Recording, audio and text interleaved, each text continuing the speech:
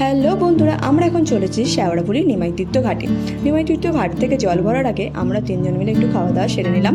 বাড়ি থেকে বানিয়ে নিয়েছিলাম আলুর পরোটা আর আলু ভাজা। সেগুলো খেয়ে নিয়ে আমরা এবার চলে গেছি ঘাট থেকে জল ভরতে। ঘাটে প্রচণ্ড ভিড়। মহিলাদের জন্য আলাদা ঘাট রয়েছে, ছেলেদের জন্য আলাদা ঘাট রয়েছে, তাই মেয়েদের ঘাটটা একটু হালকা ভিড় রয়েছে। দেখতেই পারছো পিছন থেকে দেখো প্রচণ্ড ভিড়। তখন বাজে বেলা 11টা, তখনও এত ভিড়। তার মানে সারা দিনে কত ভিড় হবে। পাশেই ছিল একটা শিবের মূর্তি, সেখানে শিবের মাথায় জল ঢাললাম। জল ঢেলে নিয়ে তারপর আমরা এবার হাঁটার পথে দিকে এগোবো, তারকেশ্বরের উদ্দেশ্যে রওনা দেবো। চলো তোমরা আমাদের ভিডিওটা দেখতে পাবো। এবার বম হলো করে তারকেশ্বর।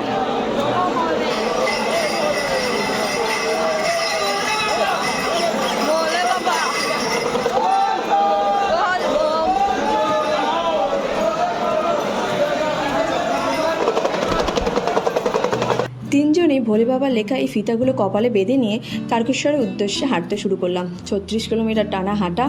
চলো যাওয়া যাক।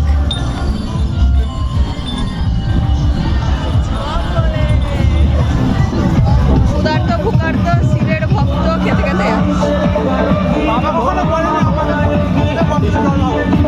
ভোলেনাথের কৃপায় শেওড়াফুলি থেকে তারকেশ্বর যাওয়ার পথে ভক্তদের জন্য রয়েছে জল, খাবার দাবার, ওষুধ, বাথরুম সব কিছুরই সুব্যবস্থা।